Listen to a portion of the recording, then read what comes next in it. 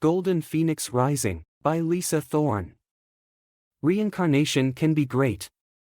You can start anew. All the memories wiped clean. Until you wake up and all the forgotten memories slam you. In the beginning, I went by the name Sannaro. That was only half of the problem.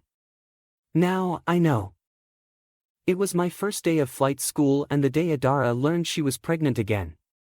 Then the nightmare began and my life would never be the same. My alarm clock sounded. I sat up in bed and reached to turn off the alarm. The room was mostly dark with a slightly lit bar of light above the bed. I pulled my dark hair from in front of my face and swept it behind my ears. I pulled off the blanket and rotated to sit on the bed. Computer, lights to 50%. The lights in the ceiling brighten. I stand up and pull on a pair of black pants and a maroon-red sweatshirt. I grab up my hairbrush and quickly brushes my hair straight to my shoulders. Through the door I hear Adara call, "Breakfast is ready." I put the brush down and leaves the bedroom. I enter a nicely furnished living room, then turn left to a dining alcove. Adara is a petite woman with orange-red curly hair. She wears a loose shift of light blue as she sets down plates on the table. Shad enters the room. He is tall with brown hair and is skinny. He kisses Adara on the head and sits down. Audrey bounces from her room to the table. Shad says, "Audrey, you're not in the play area. Settle down." "Yes, Dad," she says. Audrey sits down. Adara sets before them a plate of sausage links and a bowl of scrambled eggs, then sits herself down. Shad serves himself some scrambled eggs onto his plate. Adara puts food on Audrey's plate, then pours orange juice into a cup and sets it beside the plate before she serves herself. I place a few sausages and some eggs onto my plate. Shad says, "Well, Son, first day of flight school should be exciting." "I guess so." I begin to eat. Audrey sighs, "I wish I was graduated."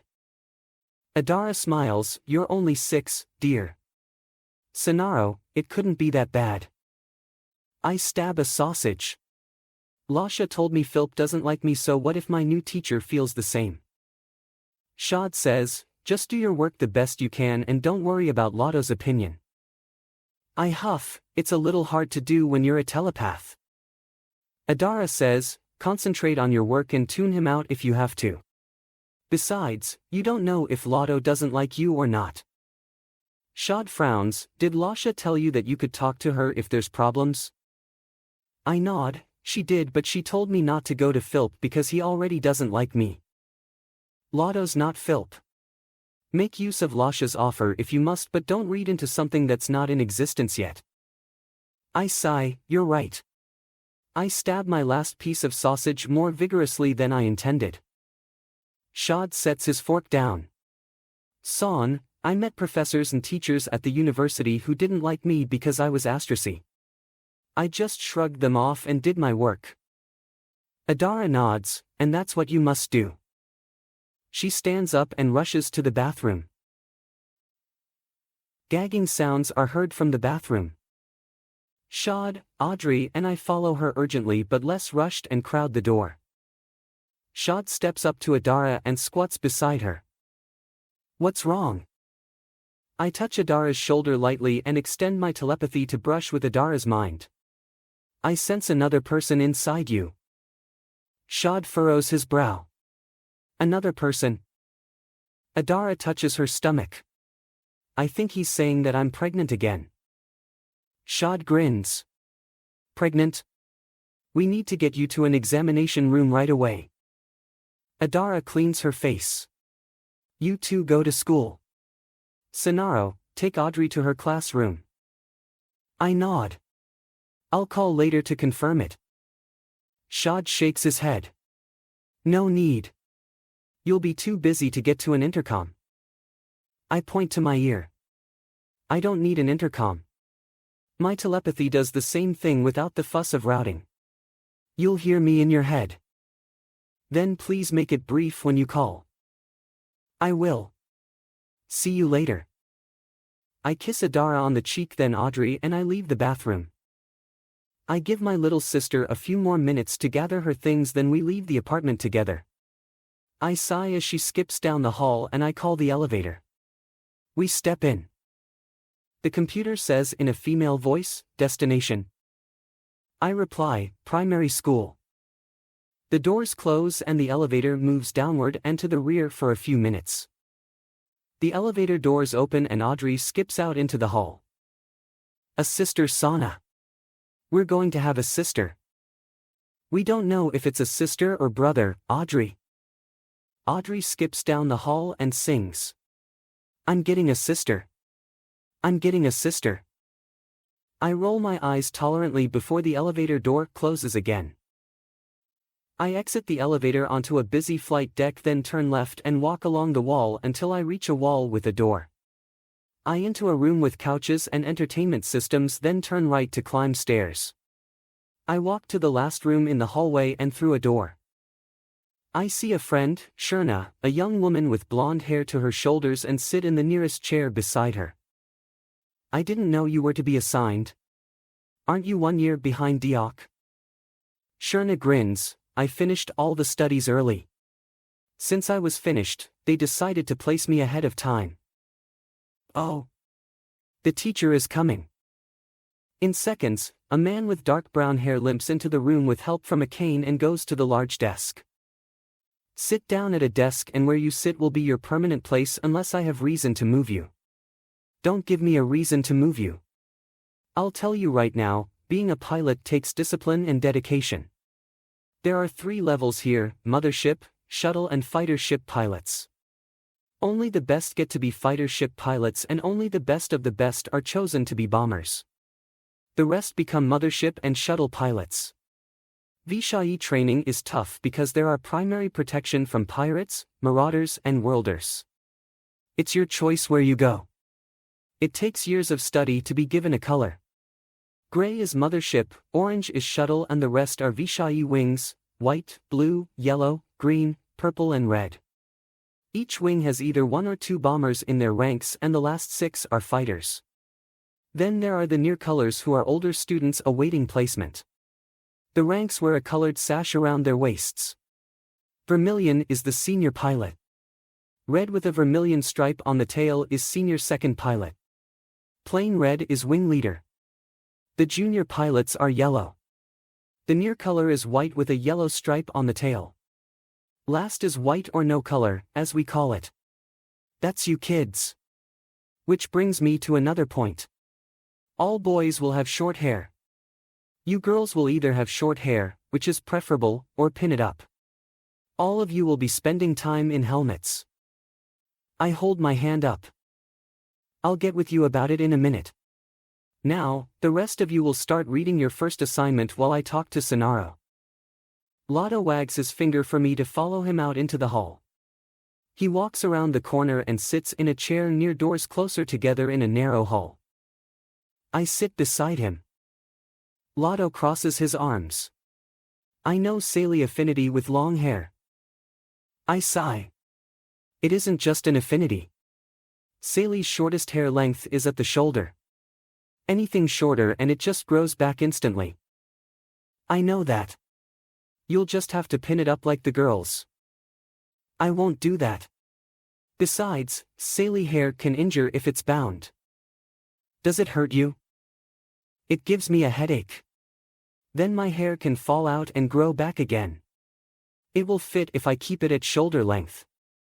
Lotto snaps, I told you, boys keep their hair short. For me, shoulder length is short. Lasha, a slender tall woman with red hair in a ponytail, steps out of a door closer to the stairs and walks up to them. Lotto, it's a racial condition you should respect. Sannaro has already agreed to follow the rule to the best of his ability. It's not his fault that Saley genetics give them living hair that can injure if bound. As long as he trims his hair to keep it at its minimum length, it should fit inside a helmet. The girls fit shoulder-length hair in them all the time. Lotto scowls. Return to your seat and get to work. I'll return shortly. Lotto walks to Lasha and they enter her office. I go back into the classroom and sits beside Sherna. Lotto enters the classroom. Line up. We're going to ship stores for them to issue your black flight suits. You won't get a colored panel until you're assigned to a team. I smirk. Well, I guess I won't have to pin up my hair after all. Sherna shrugs. They can't expect you to do the same as we do because you're different. Sherna and I join the line and we move into the hallway. In a small closet-like room with a control board, foot pedals, flight couch and video monitor, I sit in the seat with a helmet on my head. A simulator is in play. I study my rear sensor that shows a pirate bogey flying close behind me. Concussive energy buffets the flight couch. I send telepathically, Sherna, get this tail off. Coming, I hear her say in my head. A sleek white and red fighter plane rolls around my fighter plane, then sweeps behind the attacking ship with lasers flashing. Light flashes on the screen. The cockpit turns dark. The slender door opens with a rush of light from my left side.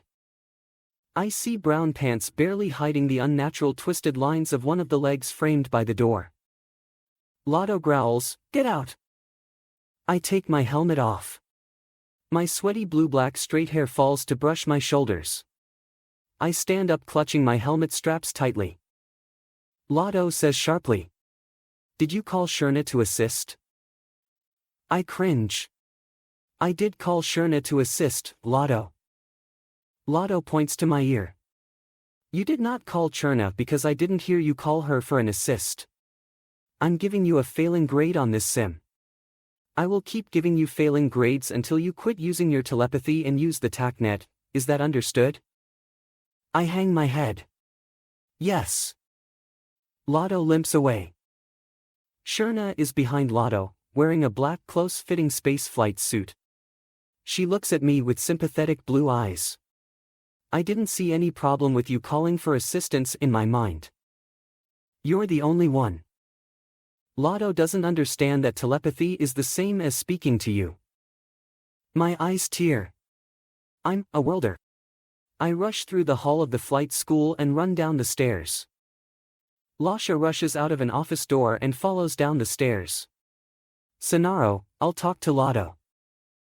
I'm never going to pass the flight sims with Lotto, Lyssa.